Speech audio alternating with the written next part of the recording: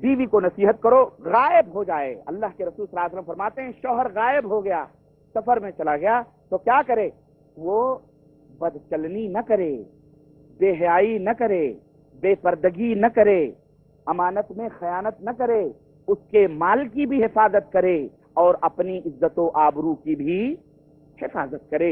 ये चार खसलतें अल्लाह के रसूल सल्लल्लाहु अलैहि वसल्लम ने फरमाई हैं कि जिस औरत के अंदर मौजूद हो और उसका शौहर ऐसी औरत का मालिक हो तो अल्लाह के तकवे के बाद सबसे आला चीज समझो उसको मिली।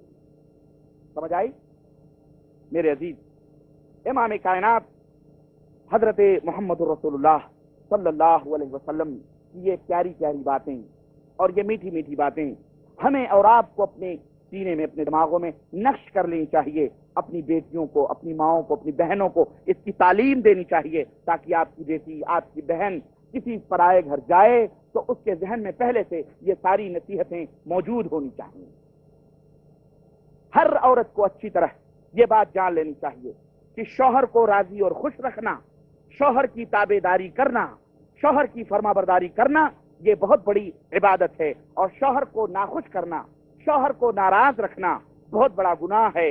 और इतना बड़ा गुनाह है, इतना बड़ा गुनाह है कि अल्लाह अल्लाह इमाम कायनात हजरत मोहम्मद रसूलुल्लाह सल्लल्लाहु अलैहि वसल्लम इरशाद फरमाते हैं कि ला यंजुरुल्लाहु तबारका व तआला इला इम्राअतिन ला तशकुर लिज़ौजिहा व हिय ला तस्तगनी अन्हु रवाहुल बज़्ज़ार व नसई व हुवा सहीहुन।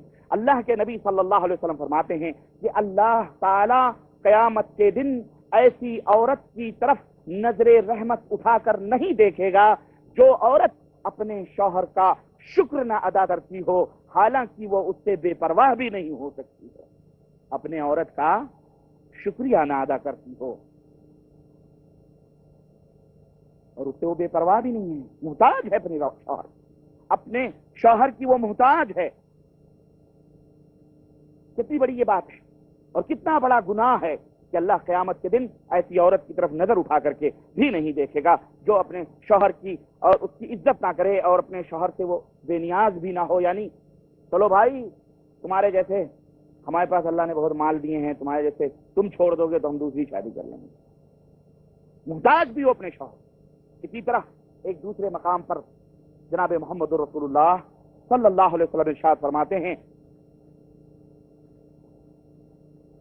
अल्लाह के रसूल सल्लल्लाहु अलैहि वसल्लम ने फरमाया कि इस्नानी ला ततजावज़ु सलातुहुमा रुऊसहुमा, दो ऐसे लोग हैं जिनकी नमाज उनके सर से ऊपर नहीं जाती, यानी अल्लाह के बारगाह में कबूल नहीं होती है उसकी नमाज।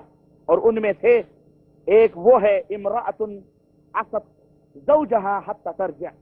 अल्लाह के नबी ने फरमाया ऐसी औरत उस वक्त तक उसकी नमाज अल्लाह कबूल नहीं फरमाता है जब तक कि जो अपने शौहर की नाफरमानी करती हो, जब तक कि वो अपने शौहर को राजी और खुश न कर ले तब तक उसकी नमाज अल्लाह ताला कबूल नहीं फरमाता है।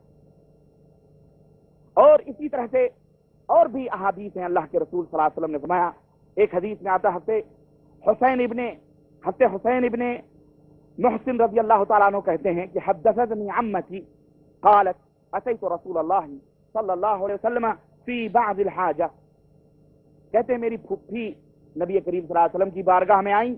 वो कहती हैं कि मैं नबी करीम सल्लल्लाहु अलैहि वसल्लम की बारगाह में किसी जरूरत के लिए गई तो मैंने तो फ़क़ाल अली, तो नबी सल्लल्लाहु अलैहि वसल्लम ने फरमाया मुझसे कि अहादिही, क्या यही वो औरत है?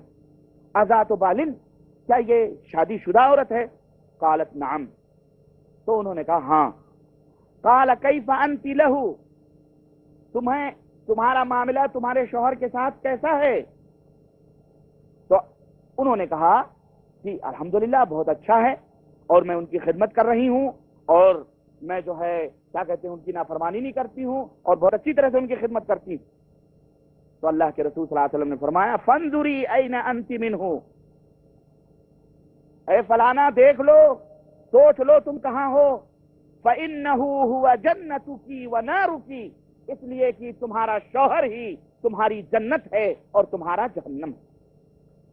ये मकाम है शौहर का जो अल्लाह के हबीब जनाब मोहम्मद रसूलुल्लाह صلی اللہ علیہ وسلم نے اپنے ماننے والی عورتوں کو، اپنی ماننے والی امت کی عورتوں کو یہ تعلیمات اللہ کے رسول صلی اللہ علیہ وسلم نے دی ہیں۔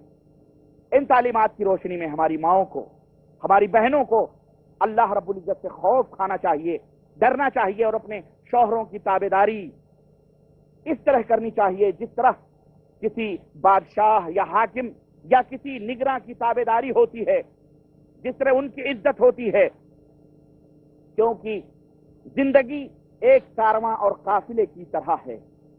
زندگی ایک قافلے کی مانند ہے، اور قافلے والوں پر، جو کارواں کے لوگ ہوتے ہیں، ان کے اوپر ضروری ہوتا ہے کہ وہ امیر قافلہ اور امیر کارواں کی تابعداری اور اطاعت کریں۔ بین ہی اسی طرح شوہر بھی عورتوں کی عزت و آبرو، ان کی عفت و پاک دامنی اور ان کی صحت و تندرستی، ان کے کھانے پینے، ان کی حاجتیں اور ضرورتوں کا اور ان کے دیگر اخراجات کا شوہر ذمہ دار ہوتا ہے، نگراں ہوتا ہے۔ اسی لیے اس شوہر کی اطاعت کرنا، اس کی فرما برداری کرنا، یہ اس عورت کے اوپر ضروری ہے۔ نبی کریم جناب محمد رسول اللہ صلی اللہ علیہ وسلم ارشاد فرماتے ہیں کہ لو كنت آمرا احدا ان يسجد لاحد لامرت المرأة ان تسجد لزوجها۔ اللہ کے نبی صلی اللہ علیہ وسلم فرماتے ہیں اگر میں کسی کو سجدے کا حکم دیتا، اللہ کے سوا اگر کسی کے سامنے سجدہ کرنے کا میں حکم دیتا کسی کو، تو میں عورت کو دیتا کہ وہ اپنے شوہر کا سجدہ کرے۔ اللہ، یہ مقام ہے، یہ مقام ہے کس کا؟ شوہر کا۔ اور اے شوہرو، اے شوہر اور اے مستقبل میں شوہر بننے والے لوگوں، تم بھی سوچ لو، ایسے میٹھی میٹھی باتیں تو بڑے اچھے سے سن رہے ہو ماشاءاللہ، مولانا تو خوب ماشاءاللہ تربیت کی باتیں بتا رہے ہیں۔ یہ جو مقام ہے سجدہ کا، ایسا بننا بھی ہے تمہیں، سمجھ رہے کہ نہیں سمجھے؟ اس طرح سے اللہ کے سوا اگر کسی کو سجدہ جائز ہوتا تو نبی فرماتے ہیں کہ میں عورت کو حکم دیتا کہ اپنے شوہر کا سجدہ کرے۔ تمہیں ایسا مثالی شوہر بھی بننا ہے، ایسا مثالی شوہر بھی بننا ہے، تب تم اس عزت و آبرو کے مستحق ہو سکتے ہو۔ تم شراب پی کے آؤ، تم جوئے کھیل کے آؤ، تم سٹے کھیل کے آؤ، راتوں رات قہوہ خانے اور قہوہ خانوں میں گزارو، دکدکی اڑاتے ہوئے گھروں میں آؤ، عورت تمہیں جو ہے تنبیہ کرے تو تم کہو میں تیرا شوہر، میں تیرا بادشاہ، اگر تم میری اطاعت نہیں کرے گی تو تیرا جہنم ہوگا۔ ہاں، ایسے نہیں جہنم ہوتا ہے۔ یہاں یہ بھی سوچ لو، یہ نہ سوچو کہ ماشاءاللہ بڑی میٹھی میٹھی باتیں ہو رہی ہیں، نہ، تمہارے بھی حقوق ہیں ان کے اوپر اور ان کے بھی حقوق ہیں تمہارے اوپر، اس کو سمجھنے کی کوشش کرو۔ میرے عزیز، میرے دوست، اسلام نے یہ مقام بخشا ہے اور یہ مرتبہ دیا ہے شوہروں کا، اس کے باوجود بد نصیب ہے وہ عورت جو اپنے شوہر کی عزت اور اس کے حکم کی تابعداری نہ کرے۔ میرے عزیز، ایک عورت بارگاہ رسالت مآب جناب محمد رسول اللہ صلی اللہ علیہ وسلم میں حاضر ہوتی ہے اور کہتی ہے آقائے رحمت، مجھے مدینے کی ساری عورتوں نے اپنا نمائندہ بنا کر کے آپ کی خدمت میں بھیجا ہے اور آپ سے کچھ سوال کرنے کے لیے میں آپ کی خدمت میں حاضر ہوئی ہوں۔ اللہ کے نبی صلی اللہ علیہ وسلم فرماتے ہیں بولو کیا بات ہے، کیا سوال کرنا چاہتی ہے؟ مدینے کی عورتوں نے انہیں نمائندہ بنا کر کے بھیجا تھا کہ جاؤ ہمارے نبی سے ایک مسئلہ پوچھ کے آؤ۔ آج بھی ہماری عورتیں ہیں، مر جائیں گی، اٹکل پچھو نمازیں پڑھ لیں گی، برے عقیدے رکھ لیں گی، لیکن کبھی توفیق نہ ہوگی کہ چلو دینی مجلسیں ہم عورتوں کو جمع کر کے وہاں کسی اچھے عالم کو بلا کر، شیخ کو بلا کر چلو ان کی نصیحتوں میں حاضر ہو جائیں اور چلو ان کی نصیحتیں سنیں، چلو کوئی مسئلہ نہیں معلوم ہے تو پوچھ لیں، شوہر ہی کے ذریعے سے پوچھ لیں یا شیخ ہی سے جا کر کے پوچھ لیں۔ یہ نہیں ان کو آتا ہے۔ بقیہ اگر دیگر چیزیں ہیں تو دنیا کی چیزیں ہیں، پورے گھر، پورے گاؤں، پورے شہر کا راؤنڈ مار کے چلی آئیں گی، ایک بنیان خریدنے کے لیے پوری مارکیٹ گھوم ڈالیں گی، ایک چھوٹا سا کرچیف لینے کے لیے پوری مارکیٹ، ایک دکان نہیں 50 دکان ناچ کے آئیں گی، لیکن اگر دین کی کوئی بات پوچھنی ہو تو انہیں توفیق نہیں ہوگی، بس اٹکل پچھو علم گلم جیسا بھی عمل کرنا ہے کرتی رہیں گی۔ میرے عزیز، اپنی عورتوں کو نصیحت کرو۔ دیکھو نبی کے زمانے کی یہ عورتیں تھیں جو اپنا نمائندہ، سب نہیں آ سکتی تو اپنا نمائندہ بنا کر ساری عورتوں نے ایک عورت کو بھیجا نبی کی بارگاہ میں کہ جا کے نبی کریم صلی اللہ علیہ وسلم سے سوال کر کے آؤ۔ اور کون سا سوال؟ اللہ کے نبی سے سنو، اور ہماری ماں بہنوں کے لیے عبرت اور نصیحت ہے اس کے اندر کہ وہ کون سا سوال کرنے کے لیے نبی کی بارگاہ میں آئیں. انہوں نے کہا اللہ کے نبی ساری عورتوں نے مجھے نمائندہ بنا کے بھیجا ہے اور یہ کہا جا کے اللہ کے نبی سے پوچھو جہاد کے بارے میں کہ جہاد کو اللہ نے مردوں کے اوپر فرض کیا ہے, جہاد کو صرف مردوں کے اوپر فرض کیا ہے, اور پھر مرد لوگ جہاد کرنے جاتے ہیں اور جہاد کر کے لوٹتے ہیں تو بہت سارے اجر و ثواب سے وہ اجر و ثواب لے کے لوٹتے ہیں, کچھ لوگ شہید ہو جاتے ہیں تو وہ شہادت کی زندگی حاصل کرتے ہیں. تو اللہ کے ہاں ان کے لیے قسم قسم کی نعمتیں ہیں, قسم قسم کی برکتیں, ان کا مقام ہے. اور ہم عورتیں تو گھر میں بیٹھی رہتی ہیں, ان کی خدمتیں کرتی ہیں, ان کے پلیٹیں دھوتی ہیں, ان کی جوتیاں دھوتی ہیں, ان کی خدمتیں ان کے بچوں کے پوترے دھوتی ہیں. ہمیں کیا ملے گا؟ ہمیں کیا اجر و ثواب ہے ان کی خدمت کرنے سے؟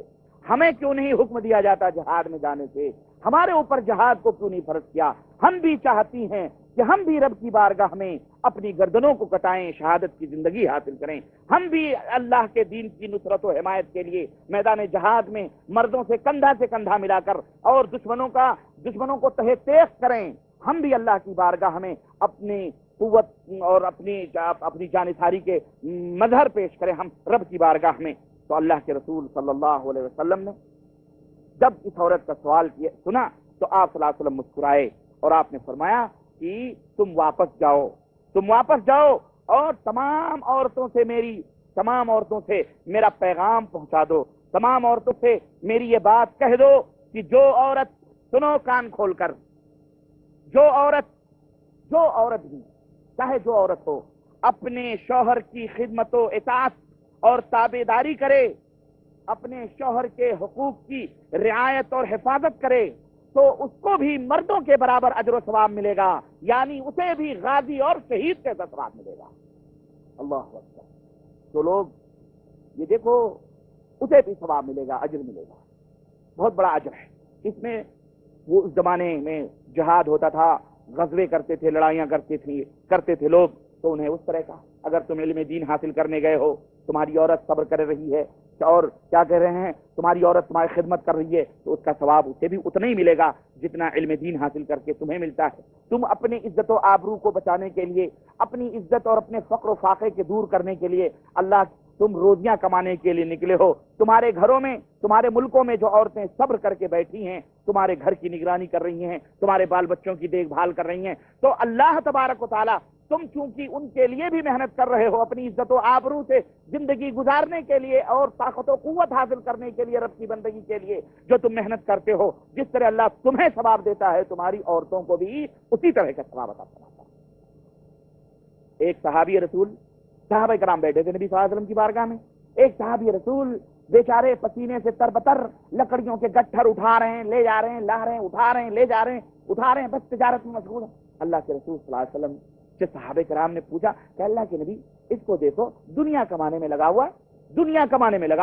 اللہ کے نبی صلی اللہ علیہ وسلم نے نظر اٹھائی, دیکھا, کہا اللہ کی قسم, اللہ کی اطاعت و بندگی کرتے ہوئے اگر یہ شخص اپنے بال بچوں کے بھوک کو مٹانے کے لیے یہ محنت و مزدوری کر رہا ہے تو اس کی یہ محنت و مزدوری بھی اللہ تعالیٰ اجر و ثواب میں لکھے گا. تو یہ نہ سوچو کہ تم پردیس میں ہو بس ایسے ہی. اور یہ بھی نیتیں ہیں, اصل میں نیتوں, انما الاعمال بالنیات, نیتوں کی اصلاح پر یہ چیز مبنی ہے. اگر دنیا کو دکھانے کے لیے یہ یہاں محنت و مزدوری کر رہے ہو تاکہ ہم کو لوگ کہہ بھائی سعودی ریٹرن ہے وہ, اور بہت بڑا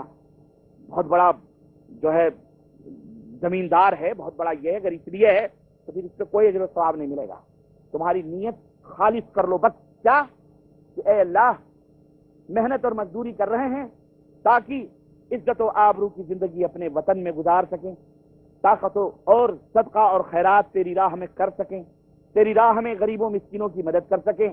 اے اللہ اس لیے کما رہے ہیں تاکہ طاقت و قوت حاصل کر کے اپنے اور اپنے بچوں کو دین اسلام کے اوپر گامزن کر سکیں, صحیح تعلیم دے سکیں. اللہ اس طرح کی نیتیں اگر کر لو تو تم جن کے بھی اٹھاؤ گے اللہ اس کا بھی ثواب تمہارے نام اعمال میں لکھے گا.